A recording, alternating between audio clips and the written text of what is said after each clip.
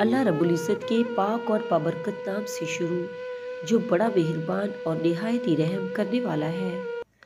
सुनसान तारीख जंगल में गूंजने वाली बादलों की गिड़गिड़ाहट उसे खौफजदा कर रही थी। उसकी दुआओं की शिद्दत बढ़ गई, मगर मौसम नॉर्मल होने की बजाय मज़ीद ख़राब हो गया। बारिश शुरू हो चुकी थी और फार्स का कहीं कोई पता नहीं था कि वो कहाँ चला गया है। अनाया की जान हवा होने लगी। फार्स हलक के बल चीखकर उसे आवाज़ देते हुए वो उठ खड़ी हुई थी, मगर फार्स की तरफ से कोई जवाब नहीं आया। फार्स, कहाँ हैं आप? बारिश की शिद्दत बढ़ी थी तो बिजली की हौलनाकी भी शुरू हो गई थी। अनाया को लगा जैसे बस उसकी कहानी तक थी। अभी आसमान से बिजली उस पर गिरेगी और वो उसी जंगल में हमेशा के लिए कहानी बनकर रह जाएगी। उस वक्त उसे टूट कर रोना आया था और वो वाकई रो पड़ी थी। पहाड़ी से उतरते हुए अचानक पाँव फिसला और वो धड़ाम से जमीन पर आ गिरी। फार्स, जो किसी महफूज पनाहगाह की तलाश में निकला था, मायूस होकर पलट आया। बारिश के जोरावर कतरों ने उसे भी पूर पूर भिगो डाला था। जंगल की तारीकी और हौलनाकी कब नहीं थी कि इस पर अचानक शुरू होने वाली बारिश ने मजीद परेशान कर दिया।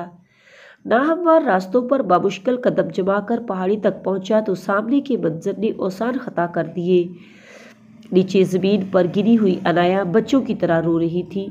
वो लपक कर उस तक पहुंचा और फौरी हाथ बढ़ाकर उसे खड़े होने में मदद दी, मगर उसका टुकना बुरी तरह मुतासर हुआ था।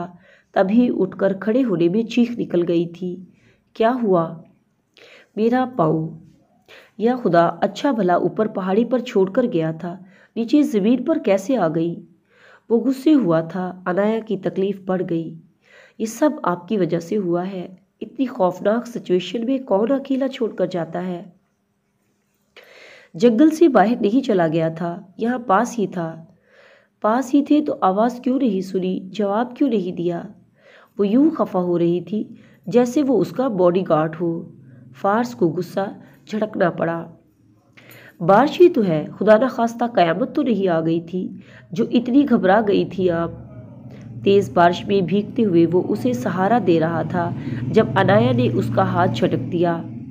मेरी जगह पर आप होते तो मैं पूछती कि एक लड़की इस तरह की सिचुएशन में नॉर्मल कैसे रहती है। वो रो रही थी। फार्स को तरस आ गया। ओके सॉरी, चले हाथ दे, शेल्टर ढूंढने की कोशिश करते हैं। नहीं, मैं नहीं चल सकती, मुझे लगता है मेरा पाँव टूट गया है। उसके ऑफिस में निहायती जाफशानी और समझदारी से अपना काम सरंजाम देने वाली वो बेहद पुरितमाद लड़की उस वक्त वहाँ बिल्कुल एक आम सी डरपोक लड़की लग रही थी। फार्स को समझदारी दिखानी पड़ी। चलो यही बैठ जाए, फिर जो होगा देखा जाएगा, मैं भी साथ ही हूँ आपके। नहीं, मुझे बिजली से बहुत डर लगता है। मुझे लगता है जैसे ये मेरे ऊपर गिर पड़ेगी। या खुदा, बिजली को और कोई काम नहीं है आप पर गिरने के सिवा? आप मेरा मजाक उड़ा रहे हैं। नहीं, मैं इस वक्त आपकी ज़हनी हालत समझने की कोशिश कर रहा हूँ, क्योंकि इससे पहले आपको इतना डरपोक नहीं पाया मैंने। डरपोक नहीं हूँ मैं, बस तकलीफ में हूँ। हाँ, तो इसीलिए कह रहा हूँ, थोड़ी सी हिम्मत करें, शायद कोई बेहतर जगह मिल जाए। एक मरतबा फिर हाथ बढ़ाते हुए उसने मफामत की कोशिश की थी। अनाया को इस बार उसकी बात माननी पड़ी। अपना नाजुक सर्द हाथ उसके मजबूत गर्म हाथ में देते हुए उसे लगा जैसे वो खुद मुकम्मल उसकी मुट्ठी में समा गई हो। चंद कदमों के फासलों पर दरख्तों का झुंड था। फार्स वही खड़ा हो गया।